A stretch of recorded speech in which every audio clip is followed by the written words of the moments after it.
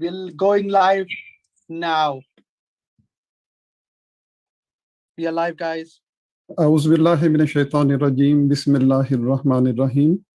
With the name of Allah, the most gracious, ever merciful.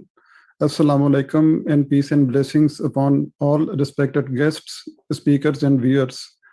I would like to welcome you all as Regional President of Ahmadiyya Muslim Community Northwest Region at today's session. Also, I am grateful to Ruth and NHS who contacted us to organize today's webinar on a very sensitive and interesting matter.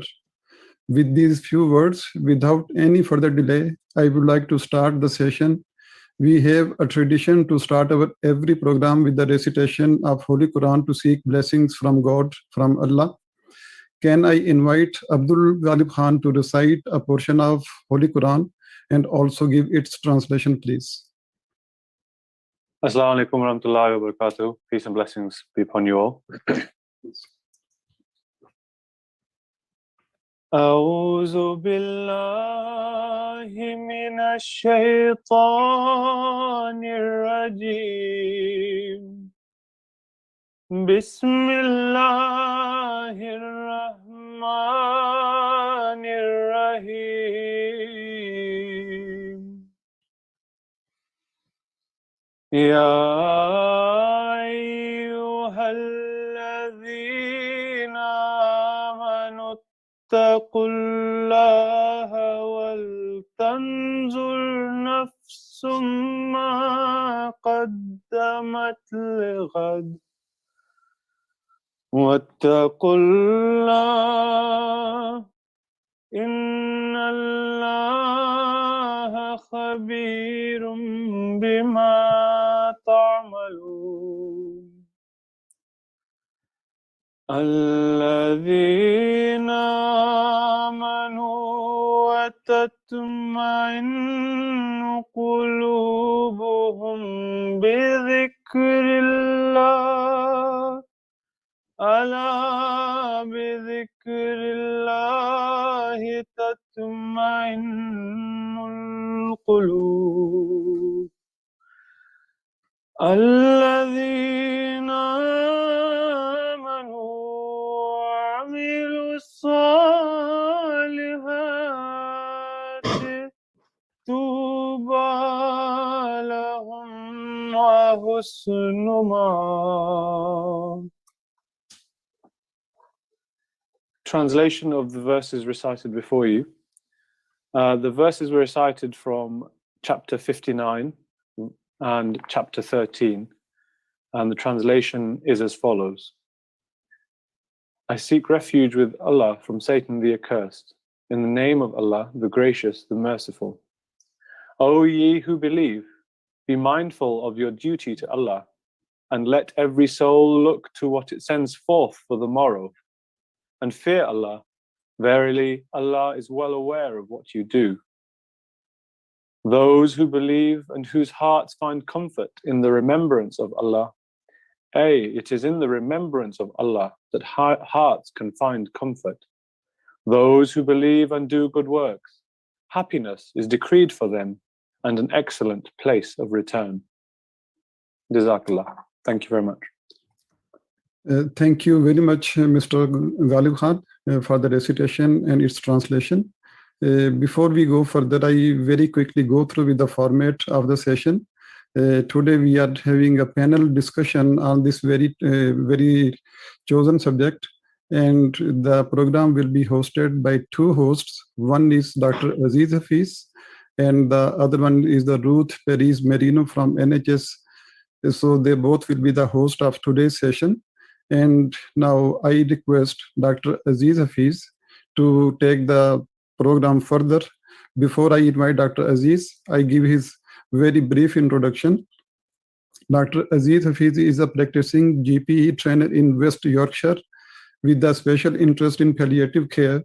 He is also chairman of the global relief NGO named Humanity First.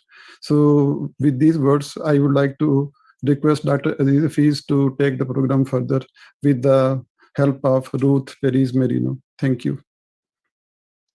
Hello and good afternoon, ladies and gentlemen. friends, thank you very much. So, as Mr. Reiner said, Ruth and I will try our level best to host this very interesting event. Technical issues there.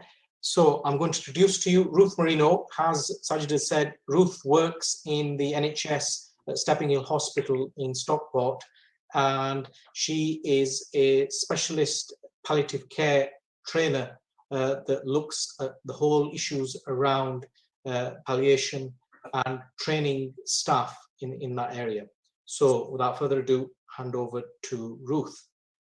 Thank you, Dr. Hafiz, and thank you to you all for joining us today. What a wonderful welcome, and thank you so much for the blessings and the introduction so far. So as mentioned, my name is Ruth Perez Marino. I'm one of the end-of-life care educators at Stepping Hill in Stockport. My role is primarily to support staff in the care of the dying person. A very difficult area to work in, but actually very, very important. And I suppose that's where this webinar has come from, and why I initially reached out for support in helping with this. We often focus on the physical side of the care of the dying person, and within the NHS, and I suppose within healthcare, we often overlook some of the religious aspects of people's care. And this session is very much to address some of those gaps in our knowledge. You know, we want to make sure we give people a good send-off. And this week, so from the 10th of May to the 16th of May, it was a national week of awareness. So it was part of the Dying Matters Awareness Week. Dying Matters is a national charity organisation who focus on raising awareness of having those difficult conversations, you know, not just when people are dying, but when they are well, in discussing what matters to them, what is important to them, in the hope that we can share that knowledge amongst our loved ones, so that when death does approach, our loved ones know what to do for us. And how to give us a good goodbye and a good death. We understand it is a very sensitive subject, and when we do the training across all of our areas, the first thing that we say is that if you find that this session becomes a little bit too difficult, and you know it is upsetting for you, we want you to keep safe and we want you to keep well. So please feel free to just step away for a few minutes and gather yourself before we continue, or before you can join us back into the session. So that's pretty much what this webinar has come from. The objectives from our perspective is really just to get to know you, as you know, thank you to our speakers for joining us, and to get to know your religions and what matters to you in these conversations. So I'm going to now reintroduce Dr. Hafiz to give a briefing of his association and his community. Thank you, and we'll speak to you soon. Thanks very much, Ruth. I've been asked by the organisers to give you a brief introduction of the Ahmadiyya Muslim Community, as well as Humanity First, its charitable arm. So to be brief, the Ahmadiyya Muslim Community is a sect within the Islamic faith. It's a global revivalist movement within Islam. Founded in India in 1889, been established in the UK for nearly a century. It serves to push the key main aspects of the Islamic faith, which are twofold: to make man recognize his creator and to serve his creation is essentially the key feature of the Ahmadiyya Muslim Community. Humanity First is the charitable wing of the Ahmadiyya Muslim Community, and Humanity First is essentially a global development and disaster relief NGO headquartered in Surbiton in Surrey, with branches in 50 countries of the world. Again, it serves to provide food, water, energy, education, sanitation in parts of the world that suffer from lack of infrastructure, and it also provides emergency disaster relief. So I hope that gives you a brief intro into the two organizations. I've been asked to give you a quick overview of the format for today, and essentially it's divided into 4 parts. We'll start with a question and answer session after we've introduced our respective panelists. Then we'll go through to some audience questions. We'll then proceed to a vote of thanks, and then the event will conclude with a silent prayer. So with that, I hand back to Ruth to introduce our first 3 panelists. Ruth. Thank you so much. So I'm just going to share my screen because we've got some nice pictures that we want everybody to have a look. So just bear with me a second. So we have joining us, we've got, let me just check. So we've got Professor Naval Prinja. So he comes from a Hindu Brahmin family, technology director of a leading nuclear engineering company, also an honorary professor in 4 British universities. He sits on a number of international scientific committees and was appointed as advisor to the UK government and United Nations for developing strategy and standards for clean energy. He has studied and taught Sanskrit and teaches Hindu philosophy and Vedic mathematics in Altrincham, so just down the road from us. He is the education director of the World Council of Hindus in the UK and a founding member of the Hindu Jewish Association of Manchester. He was a director and co-chair of the Interfaith Network for the UK, and he is chief editor of Explaining Hindu Dharma, a guide for teachers book. He has served on several local education authority SACRAs as Hindu faith representative. Very busy man. We're very, very grateful to have him here with us today, so very welcome. Next, we've got Reverend Canon Anne Edwards. Welcome.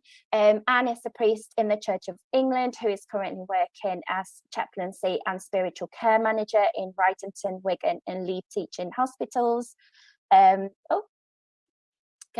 you still see Anne? Yeah. Where she's one of the wellbeing leads for the Trust. She's also an advisor to the Bishop of Manchester on healthcare chaplaincy, which represents the Church of England, on the Network for Pastoral, Spiritual and Religious Care in Health, which is a national body with representatives from the many different faiths and beliefs. So it sounds like Reverend Anne has quite a bit of experience probably with palliative and end-of-life care. So that would be really good. Thank you, Anne, for coming. And next we've got Rabbi Lisa Barrett, who has joined us at the very last minute. Thank you very much. So Rabbi Lisa has been rabbi at Hendon Reform Synagogue and Southwest Essex and Settlement Reform Synagogue. She's just completing 5 years in this post and is moving back to Manchester and will be working as chaplain at Christie's. So I used to work at the Christie's, so I'm sure your input will be highly valued, Rabbi Lisa. So they are the 3 speakers I'm introducing. And I will now pass you back to Dr. Afis to introduce the next 3 speakers. Welcome, everyone. Thanks, Ruth. So I'll go on to introduce our next 3 speakers, which are essentially representative from the Islamic faith, from the Buddhist faith, and from the Sikh faith. So firstly, I've got Sukhbir Singh. So Sukhbir is a Sikh chaplain at Manchester University. He's involved in many interfaith and justice projects across Greater Manchester. He's an honorary Sikh chaplain at St. Peter's House. He oversees an organisation called Feed My City, which is a small group of volunteers that are providing food and meals for those that are less fortunate. So this organisation provides a fully equipped mobile van, serves food at several different locations across the Greater Manchester area. So that is Sukhbir Singh. Thank you so much for joining us today. Next, we have Reverend Warren. Reverend Dr. Warren, who's representing the Buddhist faith. So Dr. Warren is basically an engineer by profession. He completed his doctorate in biometrics for gas turbine engines. He served as a manager in Rolls-Royce, in British Aerospace, Jaguar and Bentley, both in Italy and in Germany. He's also worked for many oil companies across the world. So he himself is a founder. He's a founder of the Buddhist monk of the Thailand Buddhist Cafe. This is basically located at a Buddhist temple in Stockpot, where he actually taught Buddhism. He's also created a platform on Facebook and WhatsApp, and himself was ordained as a Gnostic priest in the United Kingdom. He's also published an architectural history book on India after he visited India in the early 80s. Last but not least, we have the representative from the Islamic faith, and we have Imam Clark. Imam Clark is British-born, father of 3, originally from the Midlands in Birmingham. He graduated as a missionary from the Ahmadiyya Muslim Community and has had opportunities to visit and work in a number of countries around the world. As you can see, he completed his 7-year graduation to become an imam. He's also completed a master's in journalism, and as part of the community, he's posted to the largest mosque in the United Kingdom, the Bereaved Mosque in Morden in London, and he currently serves in the community's press and media office. He also works as a youth leader for the community's youth wing. Thank you very much. And Ruth, I think it's straight over into the questions now, I believe. Yes, so we have 6 questions that we will be asking our faith leaders, our speakers. We're very, very mindful that they are quite difficult and challenging questions. But of course, as with anything, we have to limit how much time we give to those questions. So if we can please just try to keep it to maybe 3 or 4 minutes. It's a big ask because of the nature of the subject, but we want to make sure that everyone gets a chance to contribute. So I will try and give a reminder of when there's 1 minute left on the kind of 4-minute allocation, if that makes sense. But I'm also conscious that I don't want to interrupt if you are mid-sentence. So please just be mindful in your replies, if you could, when we do contribute, just to make sure that everybody gets a turn. So I'm going to share the first question. So I will share my screen again, so just bear with me. So the first question is, what does dying mean according to your faith or religion? And by that we mean, is it welcome or is it feared? Is it something that as part of your religion is something that you already incorporate in your teachings? So I'm gonna I will be inviting each of the speakers individually to reply.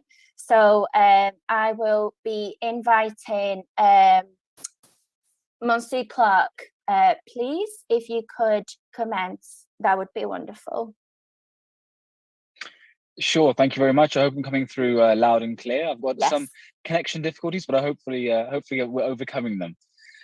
It's a really interesting question. I'll start with Auzu billahi minash shaitanir rajim, Bismillahir Rahmanir Rahim, in the name of God, the most gracious, the ever merciful. The question's a really interesting one because it's one of those ones that we're asking as if, what color is the sky, but it's one of those questions that we all ask ourselves throughout all generations. What does dying mean? Dying in the Muslim faith is something which we're told from the very start is something which is inevitable. And of course, that sounds like something which is quite obvious to say, but it's something that often people can put to the back of their minds in the daily rat race in terms of what's going on and the kind of things that we're trying to get to. But we're told that we should not be fearing death at all. The death is something which is absolutely inevitable. It's going to come on to absolutely everyone, be they old, be they young, be they from the east or the west. It's going to come. And so as opposed to fearing death itself, one should be instead mindful of the kind of life that we are living on this planet. And therefore, we, of course, as Muslims, we believe in the afterlife. We believe in an assessment as well. I was never a fan of the word judgment. I more like it to be a test or an assessment when we go before Allah the Almighty, before God, and we bring before him a sort of a book of our good morals. But that's not just something, how many times did you pray in a day, or how much of the holy book or holy scriptures did you read? It's more about how much of a good life did you lead? What kind of an impact, what kind of an influence did you have? Even if that's something as simple as your cat at home. Were you a good person, a good owner to your cat? Or was there something on the floor which you picked up so that someone else might be able to have an easier and cleaner way of going there? All of these things, we're told that don't be fearful of death, rather be mindful of death. And this is something which is often talked about with children. I mean, in my introduction, which Dr. Aziz very kindly introduced my 3 wonderful children, I often take them to our local cemetery in Wandsworth and show them that, look, ultimately, even though it might be quite morbid to some, but this is a reality that all of us have to face. And so you're only fearful of those things that you have no idea about. That's human, that's intrinsic. But if you prepare yourself in terms of the good that you spread around the people in this life, then ultimately you have nothing to fear whatsoever. Indeed, it is something that we look forward to. We're going to meet that being that we truly believe loves us more than anyone else and anything else in the entire world. So again, mindful of death, I would agree with. Fearful of death, I would perhaps disagree with. I think it's something which is inevitable, but also something beautiful. If we make the most of it in this life, I think there'll be something that we are looking forward to, that we will rejoice over in the hereafter. Wonderful. Thank you so much. Thank you so much for that.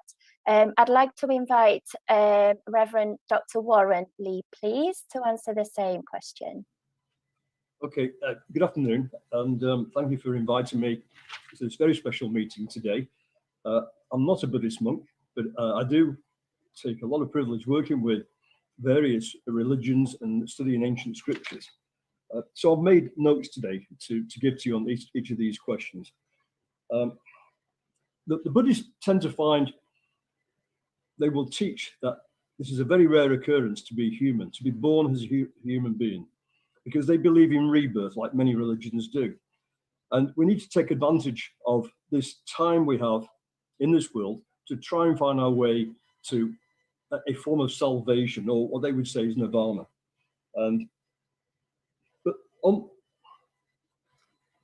To understand about death, the knowledge that every time there's a rebirth going on all the time. Every time there's a rebirth going on all the time. And the more we understand about death, the more we can begin to accept it. The Buddhist view is about death is when the mind separates from the body, which is not too different than the Greek philosophers like Aristotle, Plato. They believe a human being composes of 2 things, a soul, a consciousness, basically, and the physical content, the material content. And this, when the mind separates, or the conscious separates from the body, this is death. But there's a number of ways we can actually go through death, that we can actually navigate through death. And I'll answer that a little bit later. So this is the teaching of the Buddhism. But while we are here, we need to try and be good and be kind and live precepts, very basically, very similar to Christianity, and make people happy and be happy ourselves. And this is very important to our salvation, to nirvana. Thank you. Thank you so much for that. Thank you. Next, I would like to invite Mr. Sukhbir Singh, please. Hi, good afternoon, everybody. It's a pleasure to be here with you. So, according to Sikh faith, death, of course, is, as we all know, is a natural process. But in Sikhism, the body and the soul are separated. So the body actually dies, but the soul doesn't die, of course. Yeah. So, for example, if I was to die and somebody was to come to see me, they would say, that's the body of Sukhbir Singh. They would not say, this is Sukhbir Singh. They would say, this is the body of Sukhbir Singh. And the purpose of life is very important, because Sikhs believe the purpose of human life is to actually become one with God. So when you actually die, you will actually be, on that judgment day, will be judged by Lord God, our Master, and that will decide whether you actually become one with God or you don't. And if you don't, you will be reincarnated into a different life form. And then you go through a cycle of lives and deaths in different forms, be it different animals and so on. And eventually you will become a human being. But it's only through human life form that you can actually join God. So life isn't something that, or death is not something that we should fear. It's going to happen to all of us. And we fundamentally believe that if you're a good Sikh, or if you're a good human being, that means that if you're a good Muslim, if you're a good Christian, if you're a good Buddhist, if you're a good human being, then you've done good deeds. Your spirit, your soul will not fear death. You will actually join God, and that will be the end of the cycle of births and deaths. Thank you so much. Next, I would like to invite Professor Naval Pinja to give us the Hindu perspective, please. Same question. Thank you, Ruth. Hindu belief is that only the body dies, as you will see commonly in all the religions that have emerged out of India. We call them dharmic faiths. But the soul, what we call the Atma, is immortal. Let me give a quick explanation on this. The body is made out of 5 physical elements: earth, air, fire, water, and space. And it merges back into those 5 elements. And these elements are related with the 5 senses, the 5 sense organs. You can clearly see that, you know, the fire is to do with eyes that see, the air is to do with sound that ears hear, and so on. But the life force which makes this body work, these senses work when we are alive, what we call the soul, is beyond description. There is no formula for it. So if the soul escapes, you can't go and quickly make it in a lab and put it back in the body. And this is a very rational, very scientific Hindu view about death. It recognizes that this life energy exists forever, and it just simply moves on, which sometimes is mistaken as reincarnation, but there is a more scientific principle behind it. It is just like in science, and I guess most of you are familiar with it, particularly those working with NHS. When you studied physics at school, they taught you law of thermodynamics. And a fundamental principle that the scientists hold is energy cannot be created, nor can it be destroyed. It just simply changes its form. And it is the same principle that the Hindu faith, including Sikh faith, applies to the idea of this life energy. It just simply carries on. It just simply changes its form. And this is the rationalism that Hindus believe that sort of keeps away. I mean, I know that people are afraid of the unknown, but philosophically, they are taught not to be afraid of the death. Thank you. Thank you so much. Next, I'd like to invite Reverend Canon Anne Edwards, please. Same question. Over to you. For inviting me here. It's lovely to be invited to this forum where we can celebrate some of the commonalities of faith and belief, but also respect and understand the differences in one another, what we believe. For me as a Christian, our theology of death is based around the belief in one God who's manifest in 3 persons: God the Father, God the Son, Jesus Christ, and God the Holy Spirit. 3 persons, one God. God the Father, who created everything that exists, who we believe knew us even before we were in the womb. God the Son, who died for our sake, that we might be forgiven and saved, that death is not the end, that we might have eternal life. And God the Holy Spirit, who guides and inspires us. 3 persons, one God. Yet for Christians, it's not just about the creedal statements, but about our own personal relationship with God. And that's different from person to person and different over time, depending on where we are in our lives. And that's why it's really important that we should listen to what the individual actually wants, what the person who's approaching death wants, what their families want. For Christians, death is not something that should be feared. We should be mindful, as we've heard before from other groups, of how we live and prepare ourselves by living a moral and ethical life. Because we do believe in the judgment of God, who knows what's in our hearts, but is also forgiving and loving. We believe that life is changed, not ended, that death is not the end, because we believe in everlasting life with God, where pain and suffering are no more, and where there is love and where there's peace. That's wonderful. Thank you so much. And last but not least, I'd like to invite Rabbi Lisa Barrett, please, to give us the Jewish perspective on the same question, please.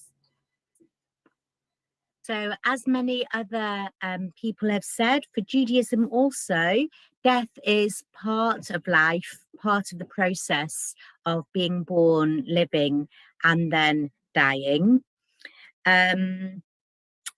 There are various views on the afterlife in Judaism, a very wide range, but in all of them, the focus is on this life. So, for example, pikuach nefesh, saving a life, is one of the highest values in Judaism. And great lengths will be gone to help someone to overcome illness if that's what they want, whilst also recognizing that prolonging suffering is not something that is usually beneficial for anybody. With the focus on this life, we, I think, as shared by many other religions, believe that we're created in the image of God, and at the same time that each human being has a unique spark of the divine and a unique mission to fulfill on this journey through life. There's a story about one of the Hasidic masters, Reb Zusha, who appears at the gates of heaven and is asked not, why weren't you more like Moses, but rather, why weren't you more like Reb Zusha? That our mission in life is to really fulfill our unique journey and to do that to our utmost. Yeah, I just wanted to end with a quotation from our funeral service, which really echoes what many speakers have said, that the dust returns to the dust, but the spirit returns to God who gave it, so that our journey of the spirit continues beyond the end of our physical life. And love, that energy which binds us to other human beings during life, continues beyond the boundaries of the grave. Thank you so much, Rabbi Lisa. That certainly summarizes what I have got from all the speakers. You know, there is generally a consensus that death is not to be feared, that actually the focus is to be mindful of life now. Thank you very much for all of your inputs. I'm going to move on to the next question. So I will once again share my slides. So let me just move on to.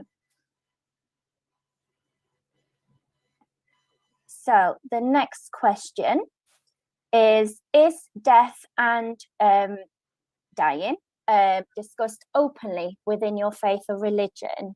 And if not, why do you think that is? What are the barriers to prevent people of your faith talking about death and dying? So again, I will invite Imam Mansour Clark to start the conversation. And again, just please be mindful, we'll give each speaker 3 to 4 minutes. Thank you so much. Sure, thank you very much. Again, a very interesting question.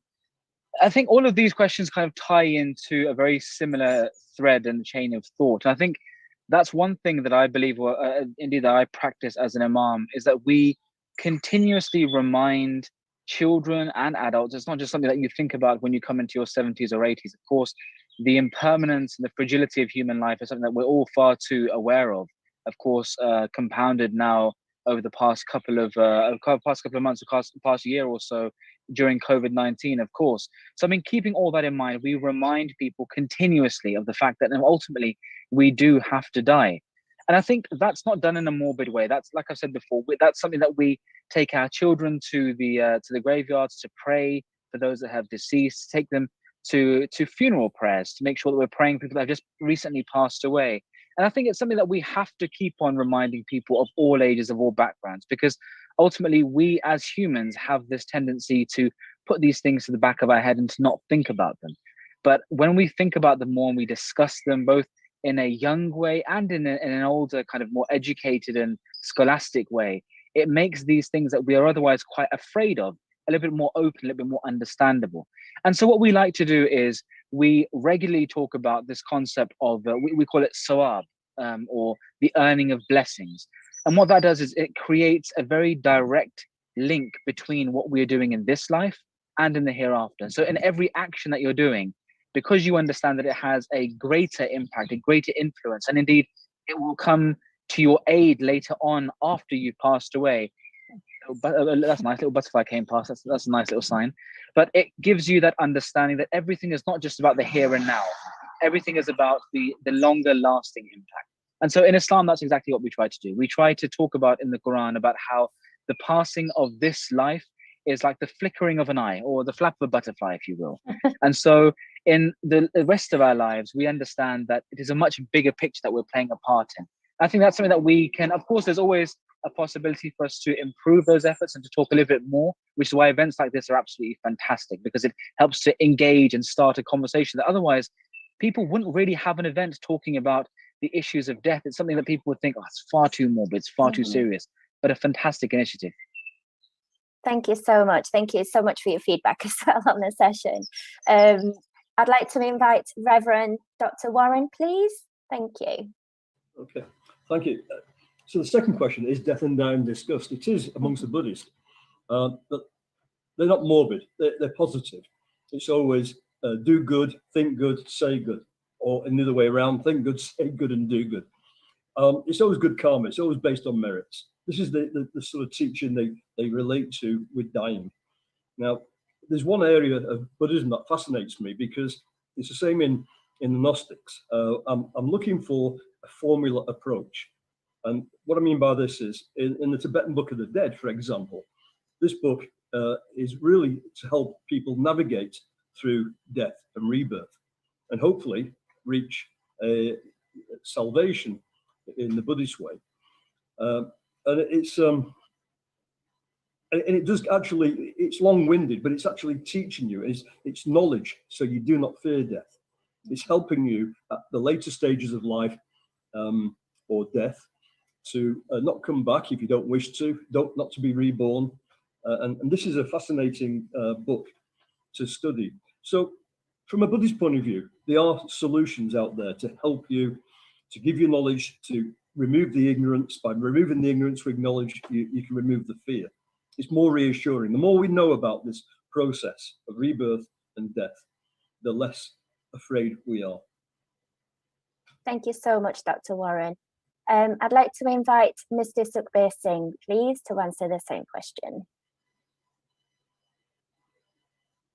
Oh, I think you're on mute. I'm sorry. Oh, no, not. Oh, there we go. Thank you. So this is a very interesting question, because I think this is one of the few questions I would have actually answered differently if I was asked a couple of years ago. Okay. And I guess one of the main reasons for that is COVID, what's happened. So death has become much more closer to us. We've seen it in our friends, relatives, and so on. Even if you're young, you'll be touched by somebody who's passed away recently. But even now, we find that younger people tend to talk less about death because they seem to think it's too far away. And Sikhism says that actually, you can only be certain of your next breath. Beyond that, nobody can guarantee with 100% accuracy for the whole of humanity that you'll actually live. Yeah. But elderly do talk a lot about death, and more so now, because what's happened is that many people have passed away very suddenly in a very short time. So they want to share some of their histories, some of their stories, and they want to leave those behind. And whereas they'd say, well, I'll do that next week, next year, later on in life, they recognize that that's no longer true. I think given that death is going to happen to us all, it's very important to talk about that, because not for many reasons, but one of the reasons I would actually give is that when you pass away, and if you pass away suddenly, then your family is left lost. Mm-hmm. They also don't know about your wishes, about your money, about your property, and all the other things. But if you were to talk about it, you can actually express your wishes. Everybody knows what you'd want. Yeah, I've got very specific things I'd like to happen to my body when I pass away. When I spoke to my children about that, they were shocked. Mm-hmm. But if you don't talk about it, then they will never know. So death is something that isn't very openly talked about in the main congregation on a Sunday when there's hundreds or thousands of people coming through the Gurdwara. But it is talked about obviously, we've seen lots of funerals recently. So death is talked about there. But also, you do have access to religious preachers who will actually be willing to talk. But I think we need to talk more about that because it's inevitable. It's going to happen to all of us. Yes, thank you. And a good reminder there of the impact of COVID-19. And I suppose I just want to put out there a little check that, again, we are having difficult conversations and right now on this webinar, and I'm mindful of everything that is happening across the world. And it's upsetting, and it may trigger some difficult feelings whilst you are watching this webinar or even taking part in the webinar. So to the speakers, as well as those watching, if anything becomes too difficult throughout the session, please just give us a heads up, and you're welcome to just have a couple of minutes to step away. It's not a problem at all. I think it's important that we be safe and take care of ourselves when we're having these conversations. Thank you. I will now invite Professor Naval Prinja, please. Thank you, Ruth. Yes, that is discussed because of the very rationalist philosophy that I mentioned to you before about cycle of life and death, which we call samsara. And each cycle is actually divided into 16 sacraments, starting from the very point of conception, and then 3 prenatal sacraments, and then the physical birth, the 4th, and so on, the start of education, marriage, and so on, ending with the 16th sacrament, which is death. So it is recognized, it is there. The life itself is planned out in 4 stages. The first one is the student life, where one learns. The second is the work life, where one contributes back to the society. And the third is the retirement, where you start to take a bigger picture. You do more charitable work, you do look after, the bigger family than your own immediate nuclear family. And the 4th and the final and a very important stage, renunciation. This is where one actually prepares oneself, that having spent the 3 stages totally immersed in the material life, doing day-to-day job, building relationships, emotions, and all that kind of thing, it teaches detachment. And this is important, very, very important. It makes people realize that the material world is real, but not ultimately real. And that is really is the object of this, what we call the sannyasa, the renunciation part of it. So yes, it is talked about and taught and they are sacraments to actually train people to prepare towards it. Thank you. Great, thank you very much. Next, I'd like to invite Reverend Canon Anne Edwards, please. Same question. Thank you. Thank you.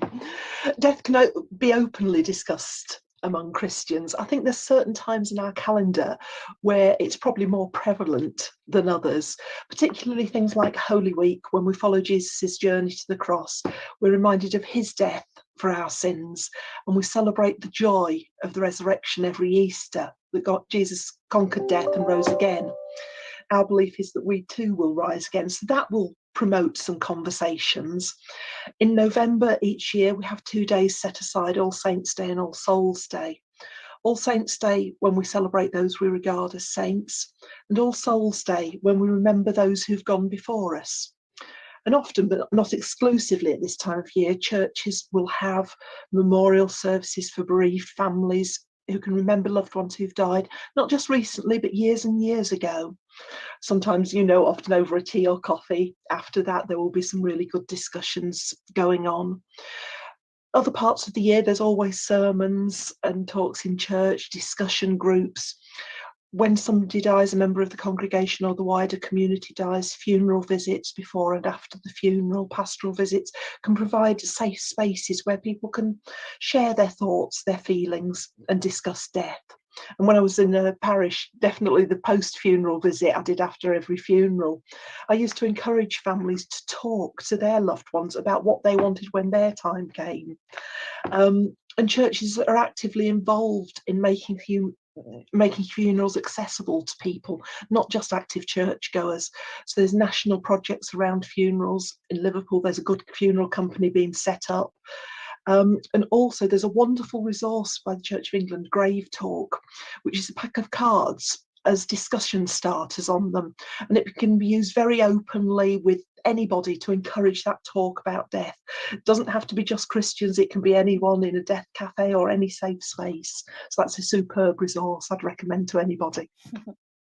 Wonderful. Thank you, Reverend. Rabbi Lisa Barrett, please, same question. Thank you. So the Jewish rituals around death and mourning do encourage death being spoken about and mourners being visible. So traditionally there are up to 7 days of prayers after the funeral itself, and the community very much is around the family. So mourners are very visible and embraced by the community. For a parent, traditionally there are 11 months of prayers, 30 days of prayers for other immediate members of the family. And there's a prayer at the end of every service, daily and Shabbat on the Sabbath, where the Kaddish prayer is recited. So mourners are very visible and part of the community. As every synagogue which has affiliation will encourage its members to think and to express their wishes clearly to the synagogue office about what they want. There are choices about when you die, whether you want to be buried traditionally in the main cemetery. We also have woodland cemeteries now, and there are some Jews who choose to be cremated, not Orthodox Jews where it's forbidden still, but in non-Orthodox denominations, cremation is also an option. So a synagogue will encourage the members to think about what their wishes are at the end of life. But I would say that we live in a society where in general talking about death is not very comfortable, and most people avoid talking about death in general. So even though it's so ingrained in the fabric of our traditions and rituals, and very much as Reverend Canon Anne Edwards said, there's particular moments during the year as well when we're encouraged to visit the cemetery in the month before Rosh Hashanah, the New Year.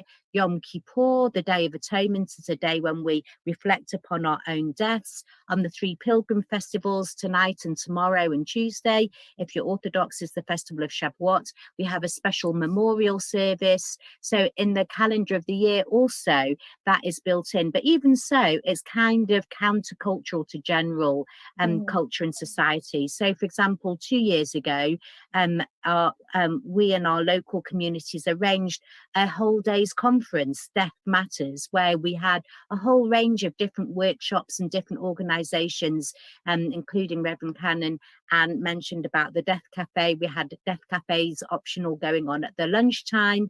So for people to talk, not just about the practicalities, but also the emotional side, how they feel about death, how they feel about different aspects of death, which I think even when it is built in ritually, it can be difficult to actually have those conversations, even when they're facilitated. So I think as a religious leader, certainly I see that as part of my role, to create safe space, as has already been said, to encourage people to have those conversations, because it is countercultural.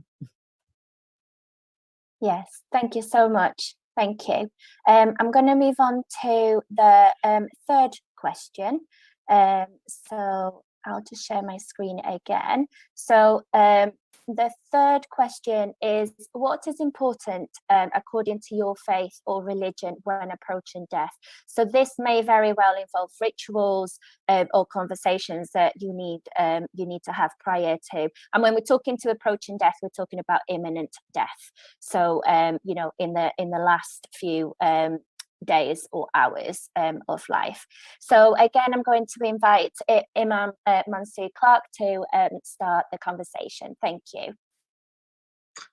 Thank you very much. I think it's an important one to understand that when someone is approaching death, I mean, we are answering it as faith leaders, but of course, culture, family values, traditions, all of these things play an absolutely huge role. And often they can be compounded a lot with what faith and religion requires as well. And of course, from a faith perspective, there are certain rituals such as, I won't talk about the ones just after death. I'm sure that might come up in another question. But before death, there is an understanding of small things like the paying off of one's debts, the consolidation of relations between parents or children or siblings or partners. And all of these things are very much, they reflect an individual's kind of end chapter in life. And of course, even though there are some differences between the faiths, there's such huge amounts of commonality between the fact that we understand that our very human lives are coming to an end now, or however different religions perceive it, the death of the body, as many people will see it. And we, of course, as Muslims also believe that the souls do not die at that point. The souls are returned to God, and these souls are something which God has created. And so they are not part and parcel of the body as such. But again, I think for Muslims, indeed, in terms of a faith perspective, but also a culture perspective, it's very important to have that relationship with God live around you at that time. So many people might engage in readings of the Quran or engaging in silent prayer around the bed. And also, I mean, my mother's elder sister sadly passed away a couple of months ago. And one thing that found a lot of closure, both for her and indeed for her family, she had 5 or 6 children, and then like 20 or 30 grandchildren on top of that. One thing that they found really, really powerful and helpful was a brilliant Zoom call where everyone got to say their final goodbyes.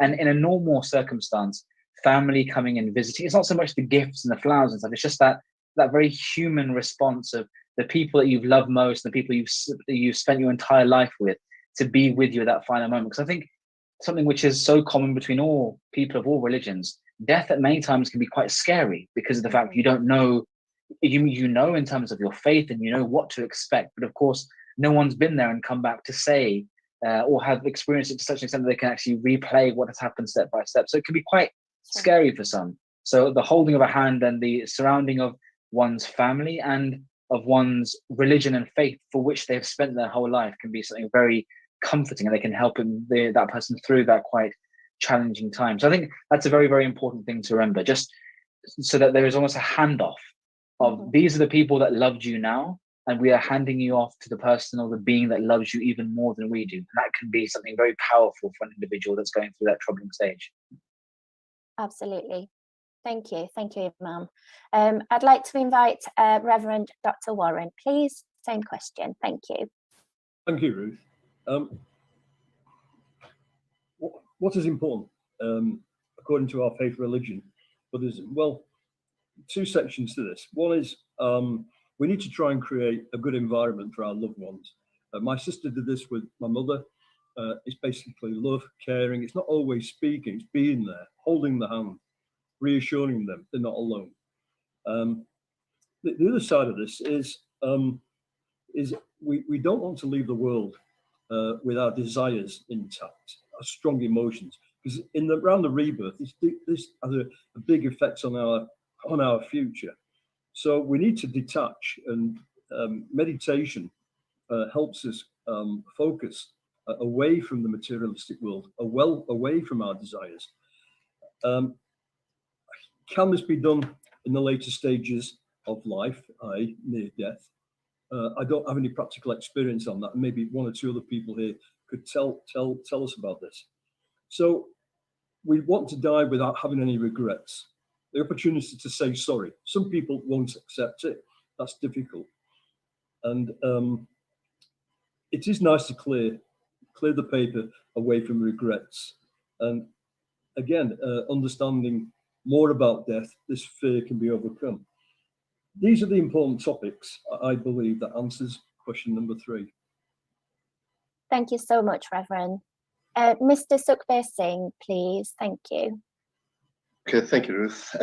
So from a Sikhism point of view, being able to see people that are close to you, be it friends or family, and it's important that people are made aware when somebody is actually very ill, so that they know, and opportunities that they get the opportunity for a two-way thing as well. Because sometimes when you're actually close to that situation, you can't think clearly. Okay. The power of prayer. So we should be praying for the individual. Quite often there will be live prayers going on when a person's close to death, but also there might be a video playing on a screen with prayers on, or an audio tape. So prayers are very, very important to us. The other thing is, it's important that when somebody is passing away, close family members, when they see them, they're actually aware and given the opportunity to ask questions so they can settle any outstanding matters or affairs that they actually have. So the opportunity to give important information, sharing knowledge, their own wishes two-way are actually given. The other thing is that sometimes an individual who's passing away may actually want to actually see a specific person for a specific reason. That may be for forgiveness. Now, what it says is that there's one of the key things that's certain in life is that we will all make mistakes. That's certain. That we don't know anybody who doesn't make mistakes. When you make mistakes, it's important that you say sorry, but the other person to respect and forgive you as well. So when you're close to death, it's very important to enable that dialogue to take place. So prayer, forgiveness, and family are the 3 key things. Thank you so much, Mr. Singh. Thank you. I'd like to invite Professor Naval, please. Thanks, Ruth. Thank you. What is important according to our faith and religion when approaching death is detachment from the worldly objects and relations. Being essentially a spiritual faith, the emphasis is not on things related with mind and body. The attention is paid more on the spiritual aspect of it. So things like forgiveness, making amends, and so on, you rise above it, because it is taught that they are taken care by the law of karma. Basically, one is free to act. You do good and bad, absolutely. But then you are bound by the results of those actions. And you leave it to that. You don't, at that stage, worry too much about it, but be ready to submit to the will of the Almighty. Prayers are, of course, said, but these prayers are specifically picked to emphasize the union of this core being which is with us. You know, the Atma that I talked about, the soul, with the super soul, which is called the Paramatma. The being joining with the supreme being, or this finite thing that I had in me joining with the infinite. That is what is important at that time. Thank you. Thank you. Thank you, Professor. Reverend Anne, you're ready to go. I can see you. Thank you. Thank you, Ruth. I think there are more answers to this question than the number of people that there are. So it's really important that we have the conversation with the individual about what they want. As Imam Clark said, often what we think is needed gets confused with cultural norms. So a conversation with the person who's dying, with their family, can often be facilitated by a chaplain if the person's in hospital, or a priest, vicar, minister if they're at home. So please do draw on your healthcare chaplains and other religious leaders as early as possible. And that's even if the person is not practicing their faith at the particular time, because often people draw comfort from something that was once important to them, that they grew up with. And that can be really, really important. For those of us who are ordained, one of the things we're charged with is to prepare the dying for their death. And that's individual to each person. For some people, it might be need of forgiveness for past wrongs and hurts. For others, it's the reassurance of God's love for them. For some, it will be the assurance that they'll be reunited with loved ones. For many, it will be to have family with them, which, because of the COVID restrictions, has been so hard for people. Again, I'd say societal norms get confused with religious need and preferences. As a chaplain, I would want to talk to the person, and usually their family, to see what will make a good death for them. I can pray with them, offer pastoral support, and if requested, some guidance. I can administer the sacrament of Holy Communion, pray with people, administer the sacrament of the sick, which laying on of hands and anointing, if that's their tradition. But whatever I do, I try to journey with them and provide that ongoing support to them. That's wonderful. Thank you, Reverend. Rabbi Lisa Barrett, please. Same question. Oh, to follow on from that, I don't think I could have said it better myself. But yeah, for everybody it's different. There are traditional prayers said at the end of life in Judaism. Traditionally, Tehillim, Psalms are recited at the bedside. I've spent many times singing a whole variety of familiar psalms and songs with people as they die, a source of comfort to them. And we do know actually that hearing is one of the very last senses to be maintained. So even if someone seems as though they're not conscious anymore, speaking to them, singing to them, reciting prayers can be of great comfort. And I think the family know that as well. There's often a change in people's breathing if you start singing, and something that they recognize maybe from their earliest days.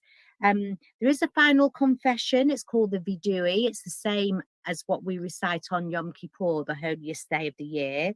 And the final line of that is the Shema Yisrael, Adonai Eloheinu, Adonai Echad. Hear, O Israel, God is one, God is our God, and the emphasis on the unity of all that is. And that also includes a final confession of, if I have done any wrong, please forgive me. I just want to back up what some other people have said as well about how difficult this last 15 months have been, because I think I can't imagine that there's a tradition where having those you love surround you is not the most important thing as someone passes, wherever that is.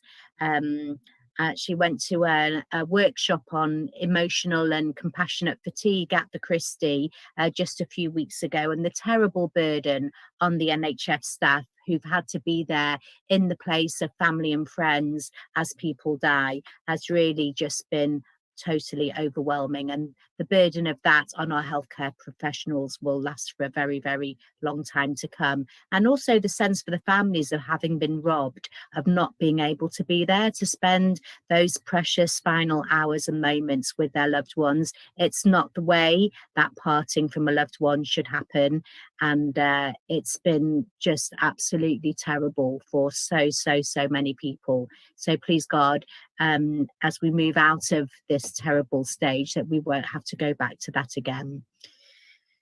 Yeah, that's Thank all. you. Thank you. Thank you so much, Rabbi. And I guess you're absolutely right. You know, the last 15 months with COVID-19 has robbed people of those final wishes that they wish for their loved ones and for themselves, in giving someone a good death and a good bereavement, and to grieve how they want to grieve. And I suppose in our role, we talk a lot about individualizing care, and actually COVID-19 has made that largely difficult, because a lot of everything that, you know, many of the speakers have mentioned of, you know, prayers and music and, you know, family touch, personal touch, those comforting words, we haven't been able to provide, and people haven't received. So thank you very much for your input. I'm going to now pass on to Dr. Hafiz, who's going to continue with the remaining questions. So I'm going to mute myself, so you don't have to listen to me for a little while now. So I'll pass. Thanks, Ruth, and thank you, everyone. Those were very, very enlightening perspectives on some very important matters, and there's some crossover here. So without further ado, I'll go straight into question 4. So question 4 is a matter that reaches us a lot, people with faith and people of no faith, is the issue of location. We're here in the United Kingdom, where we pass away physically, where we can pass away, primarily in hospital or in the home, and within the NHS, there is a lot of provision now for people to be able to pass away in the location of their choice, as far as is practical. So this is my question to all our panelists: does the place of death of an individual matter from your faith point of view? Such as, is hospital preferred? Is it preferred to be at home? Or are there any other matters pertinent to that time? I'll go according to the list I've got here. So I've got first is Imam Mansour Clark, please. Thank you. So thank you very much for that question. Again, I think we need to understand the nuances of the answer as well. I think when it comes between person to person, people have different preferences as to what they like. And I think these can be often taken into account. Again, the NHS does a fantastic job of taking those preferences into account, as you've mentioned.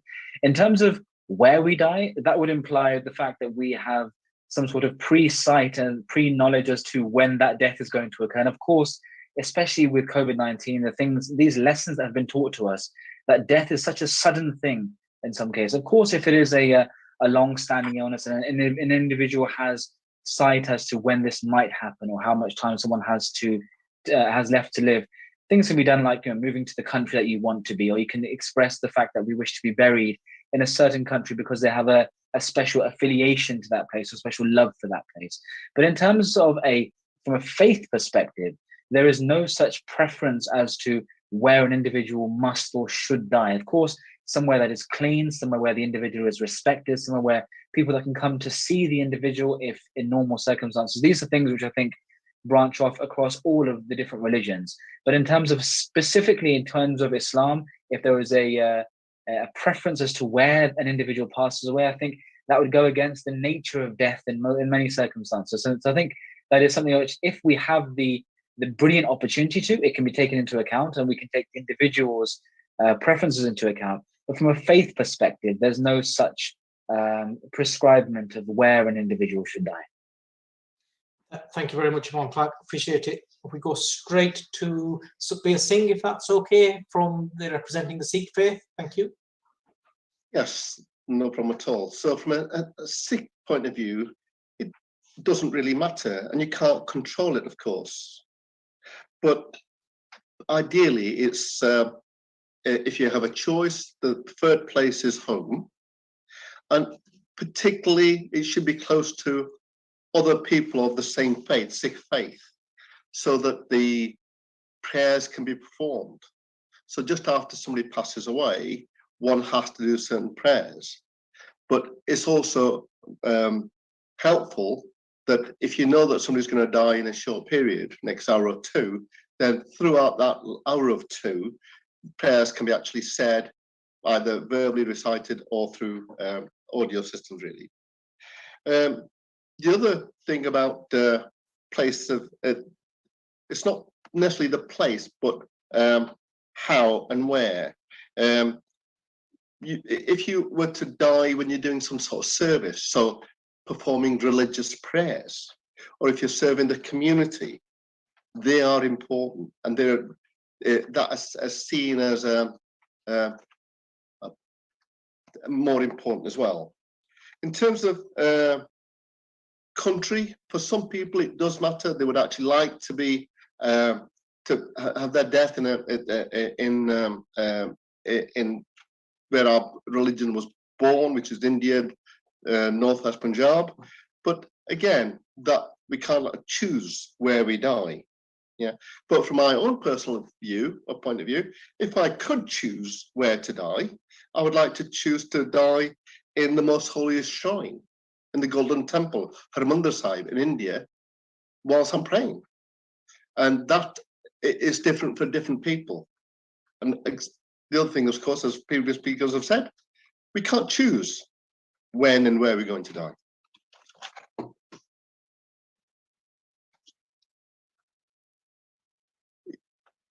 You're on mute. Sorry, my apologies. Thank you very much. And if I go straight to Reverend Canon Edwards, thank you. Thank you. My answer is actually going to be very short on this one, because for Christians religiously, there's no requirements as to where a person dies. So that should be a conversation between the person and their family and liaison with the healthcare team as to what their preferences are and what it's possible given an individual's condition and the circumstance, their own personal circumstances. Thank you very much. And Professor Nawal, thank you. Thank you, Aziz. Let me just share the point that other speakers have made, that every individual is different, unique, and every death deserves its own attention and respect. But when care systems are overwhelmed by pandemics, as sadly we have seen, then perhaps individuals' wishes perhaps cannot be met all the time. This is where faith can give general guidance. So in case of a Hindu faith, the place of death really doesn't matter, but the faith itself says, the philosophy itself says that one should be ready to submit to the eternal laws of nature. So regarding the place of death, I would like to quote from one of the ancient scriptures, the Vedas: live in complete harmony with nature, experience the grace of God in the splendor of the universe, be blessed by God's reassuring love, the sweet dawn will sweeten your soul. And now look at the simile here. And when the day's task is over, sleep in the lap of Mother Nature. Thank you. Excellent. Thank you very much. Dr. Warren Lee, thank you. Aziz, thank you. Again, it's a short answer, really. I spoke to a friend of mine, is Lumpyag, Buddhist monk. He served in Stockpot, went to Austria, now he's back in Thailand. I spoke to him the other day. I gave him this question. He gave me the short answer as well. To a Buddhist, it doesn't really matter. What could be important, though, is helpful if you die and you have loved ones there to say prayers for you, friends, or maybe a monk.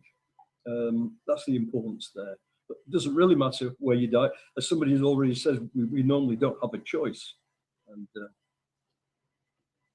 that's the answer to this question. Thanks very much. And finally, we've got Rabbi Barrett. Thank you.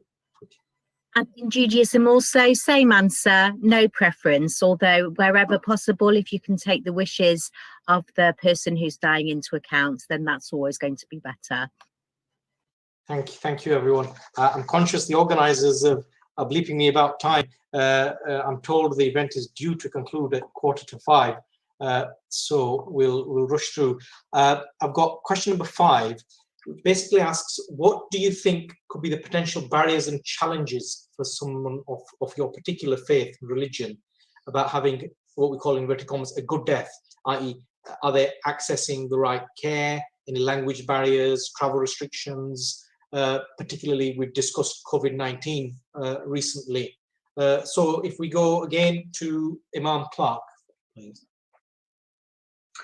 Thank you very much for the question. I think this is a question again, which I think many of the obstacles and the barriers that come into play with regards to someone dying can often root and source from cultural practices. In fact, in Islam, we are taught very clearly to utilize those available resources that we have to hand in every aspect of our life, in terms of if that is someone that you are struggling to understand the language, get a translator. If there's someone that you are struggling to live in a day-to-day life, utilize the medical resources that are available to you at that time. In fact, this is told to us specifically that utilize the resources and the blessings that God has given you, and using them in the best way. God promises that I will give you more. And if you fail to use them, then there is a form of punishment that comes upon you. And of course, that punishment is that which is wrought by your own hand. So indeed, when it comes to death, it is exactly the same as how one engages in life as well. That whatever is available to you, if there are resources available to you in terms of end-of-life care, if there are resources available to you that can assist you in terms of counseling, or indeed physical medical help and in mental help as well. This is something that which every Muslim, indeed I think every member of every religion, should jump at the opportunity to utilize, as these are of course the blessings of God which we have engaged with and utilized throughout our entire lives. So coming towards death, there should be no different. There should be no obstacle that comes in our life that if we have the availability and the ability to resolve it, that we choose not to for some other reason. God wishes ease upon us, not difficulty. And I think this is something which we should all keep in mind. Thank you very much. And to Sukhbir Singh, thank you. So on this question, really it's a very simple answer on this one. Actually, the peaceful death is obviously the best way. But when somebody dies, one of the big challenges for people in Sikh faith is the religious observance, making sure that the body is actually treated and respected in the right way. Of course, knowledge is important, because if the individual dies in hospital, then their family member may or may not be there. And that quite often can be a challenge, because the health professionals try and do their best in challenging times. But of course, if they don't have the information how to treat the body, that can definitely be seen as a very negative thing. But also the other challenge is about communication. In hospital, communication, every health professional can't possibly speak every language. So being able to communicate and have the ability to recognize that in time of crisis of that nature, that they do actually have either a family member or somebody who can help communicate. That was particularly challenging during COVID, because some people couldn't communicate with the health professionals, but it's made difficult the fact that they couldn't express that to the health professionals trying to care for them. So that's been a very, very challenging period, and there's some lesson that could be learned out of that at another time, and not today. Thank you for that, Sukhbir. Reverend Edwards. Thank you. I think for me, the potential barriers to a good death I'd put primarily in 3 categories. Assumptions, lack of communication, and at the moment restrictions as well. People often make assumptions. For example, they're Christians, so they just need a prayer when they're dying. So often we're called in too late to help people make the right decisions for them and access the fullness of support that could be provided. When speaking about chaplaincy, I often entitle my talk Not Just Angels of Death, because as a chaplain, I can provide so much more support the earlier we're called in. The conversations with the person who's approaching the end of their life and the family, as I've already said, are so important to ascertain what they want. And as other people have said, if the person doesn't speak English, interpreters can be used, and at end of life, it's preferable if those conversations can happen face to face where possible. And I think the other barrier is the restrictions on visiting due to COVID. It's made those conversations so much more difficult and so much more pushed to right in the last few days and hours of life, whereas we should be having those conversations earlier on, but without the visiting that we've had, that provides more difficulty. It has the knock-on effect on how the family cope with the situation of not being able to see their loved one and have the support that in pre-COVID times was much more accessible. So I think those are the three I'd name. Thank you very much. Professor Nawal, please. You know, when physical or medical help fails, spiritual help has to be provided. And not being able to say or hear the prayers could be the big barrier. And sadly, in case of our Hindu faith, we notice that there is lack of Hindu chaplains. The Vishwa Hindu Parishad, the World Council of Hindus, has actually produced a guideline to complete that, overcome that gap. So my appeal to anybody who's associated with chaplaincy services to contact us, and we can provide this free guidance to you, because this is the biggest barrier, biggest thing that we are facing right now. Thank you very much. We'll go straight to Dr. Lee, please. Thank you. Really a short answer here, but because the practical restrictions people have already mentioned is obviously something that can affect the conditions of dying. But to go more closer to the person, if the loved ones are sad, that doesn't help the dying person. But prayers can be said to support that dying person through their journey. Prayers could be said by other people besides their friends or relations, but people around them could be saying prayers. These are all very helpful. They're not challenges in so much, they're quite simple to do.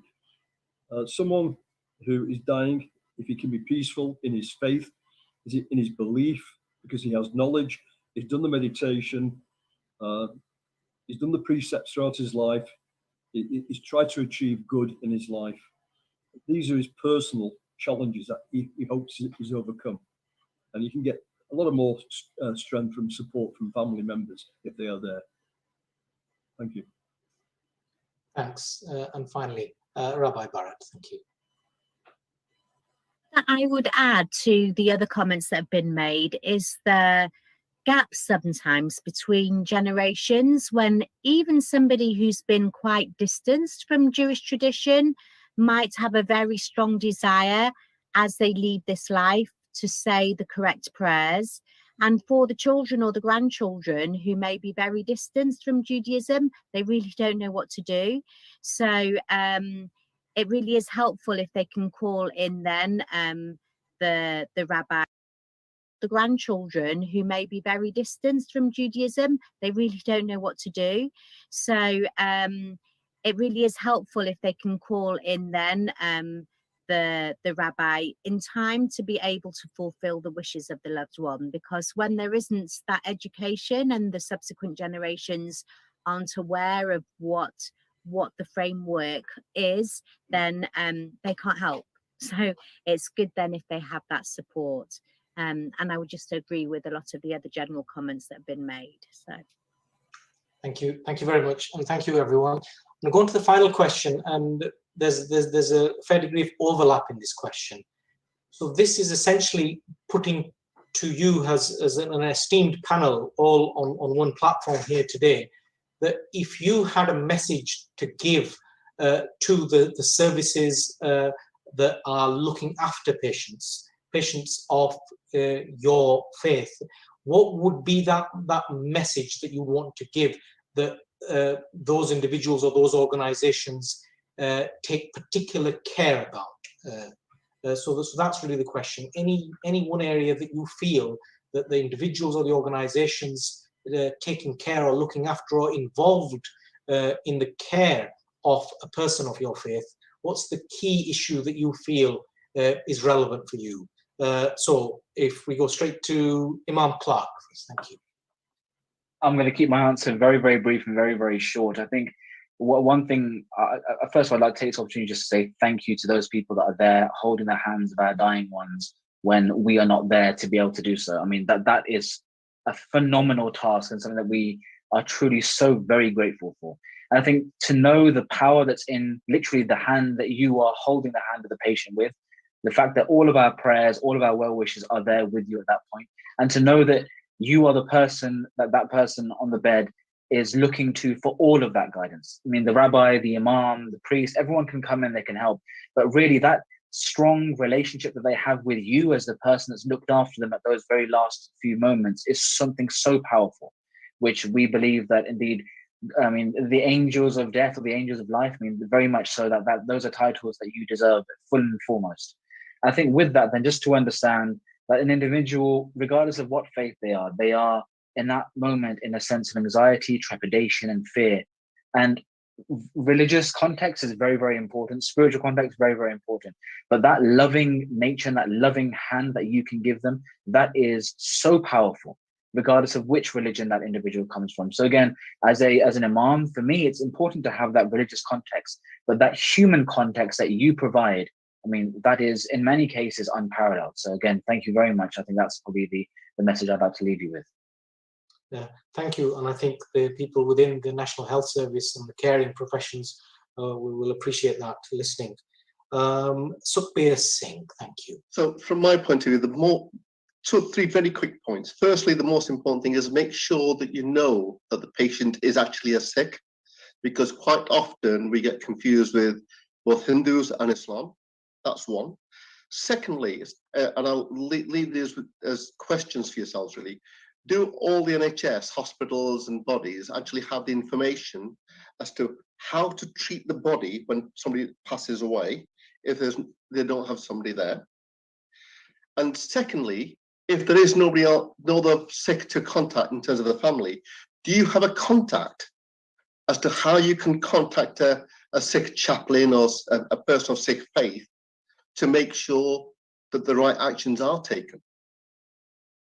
Very important points. Thank you. Thank you. Reverend Edwards. I think for me, it's quite a general overarching one. It's to treat everyone as an individual. Don't make assumptions. Don't be afraid to ask about a person's faith, belief, or broader spirituality, and listen to what the individual would like and respect that. Involve religious leaders as early as possible. We've got one chance to get it right when a person dies. And if we can facilitate a good death, it can make the grieving process for those left behind so much easier. Thank you very much. Go on to Professor Nawal, if we can. Yeah, the Hindu faith views life at all three levels: body, mind, and spirit. The health service, the NHS, are already doing excellent job looking after the body and the mind. It is the spiritual aspect, which I think particularly for the Hindu community is lacking. So we urge you to pay attention to the spiritual needs of the patient and the family they belong to. Arrange for the chaplaincy service, contact the local charities, organizations like the Vishwa Hindu Parishad. So that's what I would say to that. Thank you. Thank you. Thank you, Professor Nawal. Dr. Lee, please. Aziz, thank you. The Buddhist view would be generally everything, many things people have said already are quite true. But from a Buddhist point of view, we need to avoid any negative views, avoid creating any anxiety for the person who's dying. I think one of the concerns, the main concern is those two items really. Be positive if you can be in those circumstances, and just avoid any anxiety, so things are peaceful. Thank you. Thanks very much. And Rabbi Barak, please. Being in the final slot every time, because all the other the comments are But I would echo what Reverend Cannon and Edward said about don't make assumptions, and that take each individual as an individual, and at the same time, of course, make the most of every opportunity, as this wonderful workshop this afternoon, the seminar, to be as educated as you possibly can on different on the traditions of different faiths. I'm sure it's not just in Judaism that there's a huge range of different practice and relationship to practice within Judaism. So that's the individual bit, but being educated about what the general traditions are can be really helpful. And you can't be sensitive if you don't know what you're being sensitive about. So having that basic education is really important. Thank you very much. And I think, Ruth, it looks like we've got, have we got any questions from the floor? Let's have a look. See so I think my colleague Elaine, so Elaine is one of the end-of-life care quality improvement facilitators at Stepping Hill Hospital in Stockport. I think she was going to ask a question. Yes, thank you, Ruth. Can you all hear me? Yeah, that's great. I was just making notes there, and one of the things that I found really interesting was the notion of detachment that a couple of the speakers mentioned, which is an entirely new concept and notion to me. As an end-of-life educator, I would recognise that people naturally start to withdraw from life and things that they have previously participated in and enjoyed, but I'd not thought of it almost like a spiritual discipline, which is how I've interpreted what you said. So for me, part of my job is to educate, train, encourage healthcare staff to consider the spiritual needs of people, and alongside that, to consider the tying up of business. So the importance of finishing up any loose ends and acknowledging that time is short. So how do those two things sit together? If we've got a spiritual discipline of detachment, but almost am I trying to pull somebody back into the material world by thinking about the things that, you know, I would call it unfinished business that they might have. I just wondered if anybody had a view. Thank you, Elaine. So I'm going to go to Rabbi Lisa Barrett can go first and see if she can answer this. Thank you so much. That idea of detachment is not part of Judaism. So being very present until the very last breath, as much as you're able to, is part of our tradition. So the emphasis on unfinished business and tying up ends and tikkun, fixing everything that it's possible to fix while you can, would be very much our emphasis. So for us, no tension there. Thank you so much. Reverend Andrews, please. Edward, sorry. I'm so sorry. It's all right. I think a very, very similar answer. Yeah. Sort of, there's no sort of, I think, again, it starts from where the person is and listening to where they're at and what they're doing. So some people have already let go of certain things. So you won't want to bring them back to that place because they've already moved on. So again, it's being very conscious of where that individual is. Thank you. Thank you, Reverend. Professor Naval, please.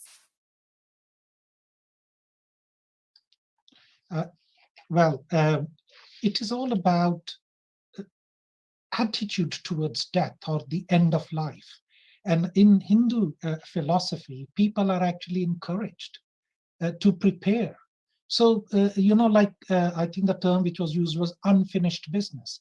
In fact, if you ask me, a good death is the one where there is no unfinished business. It should all be taken care of at that.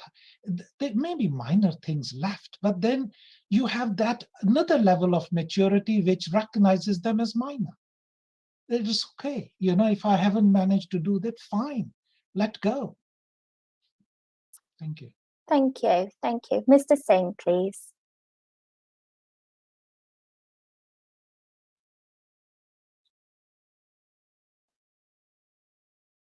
Sorry about that. I lost you for a moment.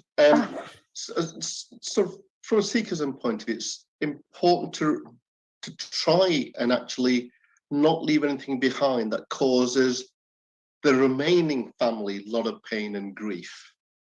So that's important as well, because we're trying to do good in this life. And if when we pass away, we leave pain behind or debt behind without a solution for it, that is something that actually should be taken care of if at all possible. Clearly, we can't control death, and therefore we can't always make that happen.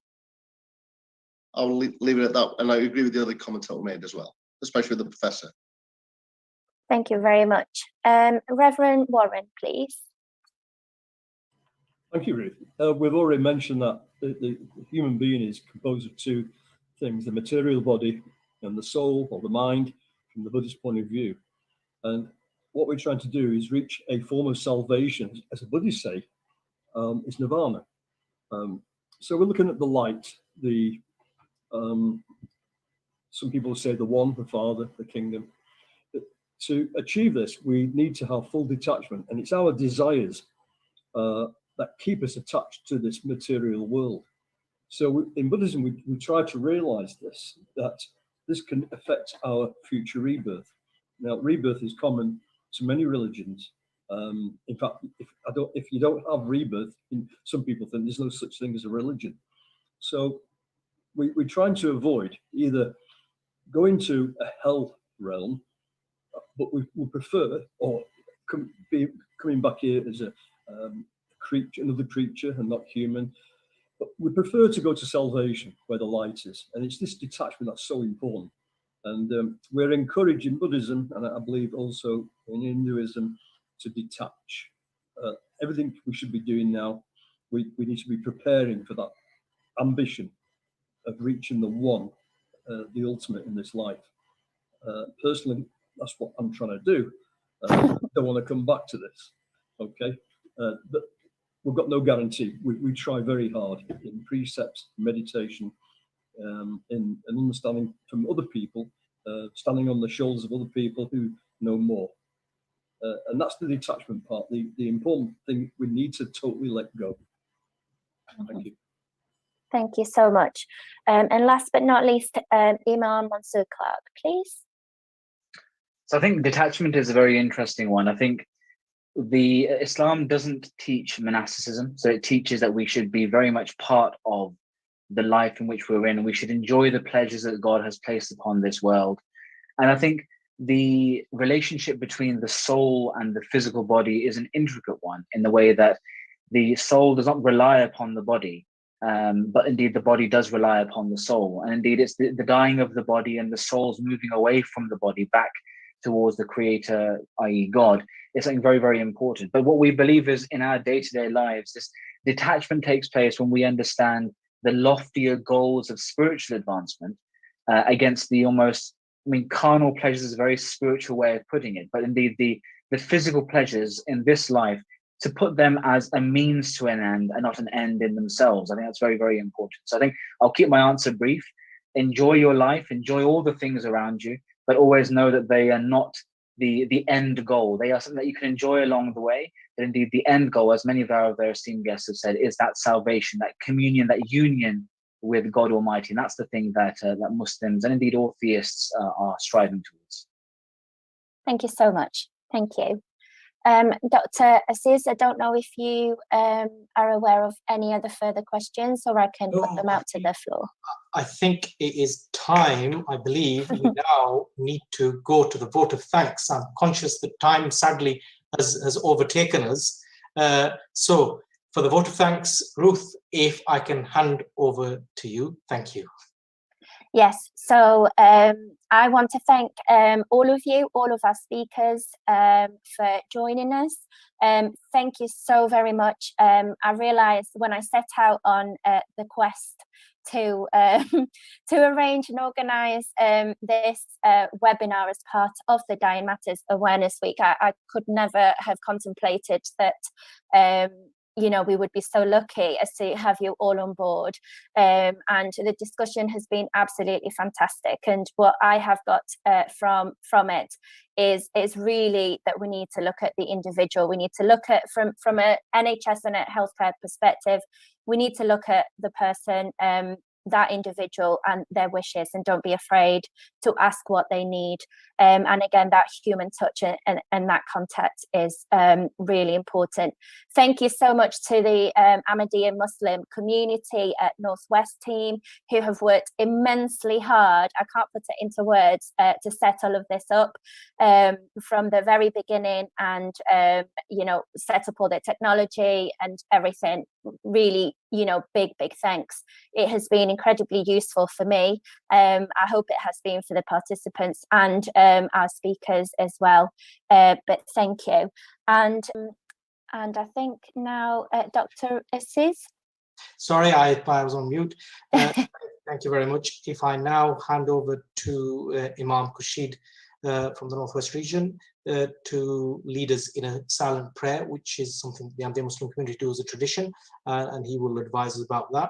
I've been told by the organizers that we have over 900 viewers watching this online, so thank you for that. Hand over to Imam Khurshid. Thank you. Assalamu alaikum warahmatullah. Peace be upon you all. Firstly, I'm really grateful to Ruth, who has thought of this idea of providing this platform to help the patients who are at this phase in their lives. I'm grateful to the guest speakers who have spoken eloquently on this very, very important topic. Of course, I'm grateful to Imran Ahmad Khan MP, who has spared his time despite being very busy. In the end, I would like to say, to quote one saying of Prophet Muhammad, peace be upon him, in which he has mentioned that one who is not grateful to people cannot be grateful to God Almighty. Having said this, I think we should be grateful to the NHS staff who has served these communities wherever they're based, and they've provided help and support to families during the pandemic, and indeed before the pandemic. So it goes without saying that we should keep them in our prayers, that may God the Almighty always keep them all in his protection, and that we as religious communities continue to support the NHS in whichever way we can. In Islam, we pray by raising our hands. You may join me in whichever way you feel suited best. Kindly join me in silent prayer.